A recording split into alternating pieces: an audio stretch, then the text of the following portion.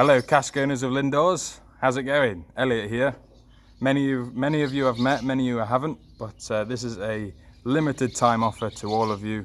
I hope this COVID-19 hasn't been too harsh on you guys. I've survived. I'm now back at the distillery 1 day a week, finally getting that atmospheric touch back in my life. I've been having a very lonely life in Edinburgh in my flat, but even better with a day like this, you know. We'll finally get some of that Scottish sun beaming down on us. So the reason I'm contacting you, one is to wish you all a happy summer as we merge out of this virus that we find ourselves in.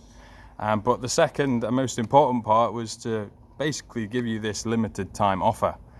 So I have a whole range of casks behind me just here. They're all a little bit quirkier.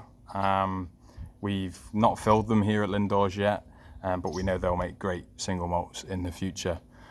So what they all are, they're either refill or second fill. In fact, come to think of it, they're all second fill casks. And they've all come from ex-Scotch brands across the country.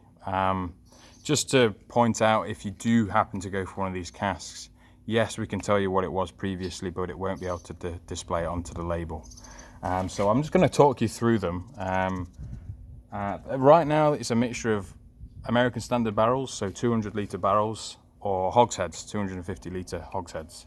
But what this offer is all about is, in case you wanted something smaller, I'm more than happy to take these off and get them recoopered into a quarter cask for you. With them all being second fill casks, they will happily mature for 10 years, no doubt.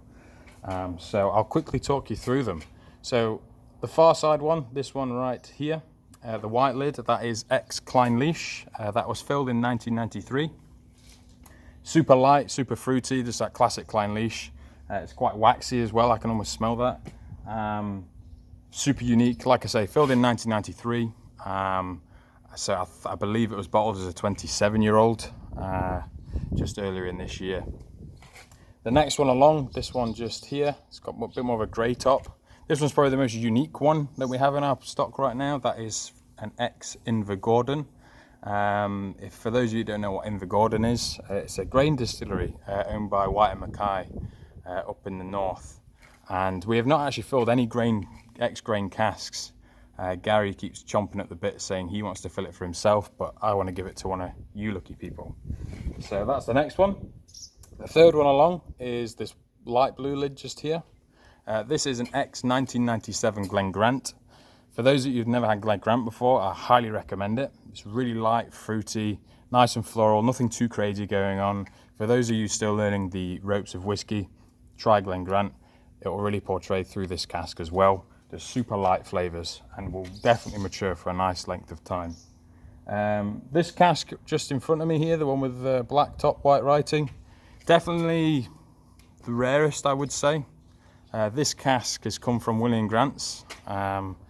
That's rare in itself because Grant's usually keep hold of the majority of their casks, and if they do go to someone else, they're usually painted up on the ends and we don't know what's been in them previously. But what that one is, it's a little bit different. It's actually had a blended malt in it called Burnside.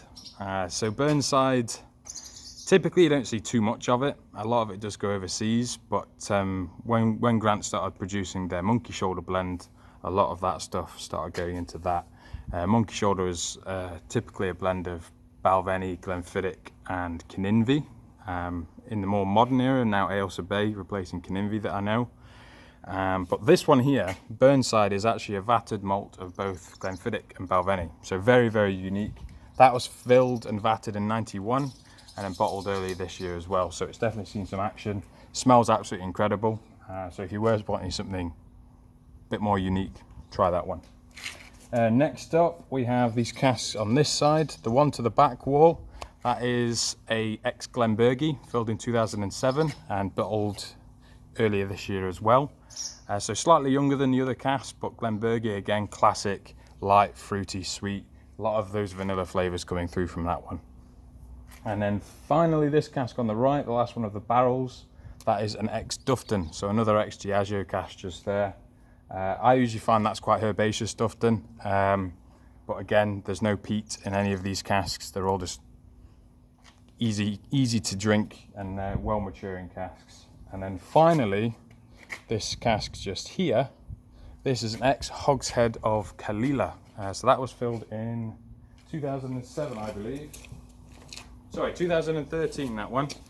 So again, it hasn't had a long-term maturation with that, but if you're after something a bit more quirkiness of the peat, I recommend go for an ex-Clynelish cask. Yes, it's a hogshead right now, but if you want it resized to either a barrel or a quarter cask, I can happily do that for you. Clynelish itself, earthy, sweet, robust, really good going. But yeah, that's all of them. So as they all stand just now, they're all in barrel sizes here, and then the Clynelish on the left is a hogshead. So if you do want to fill them in those kind of sizes, be my guest. But this offer is more to get your friends, family together.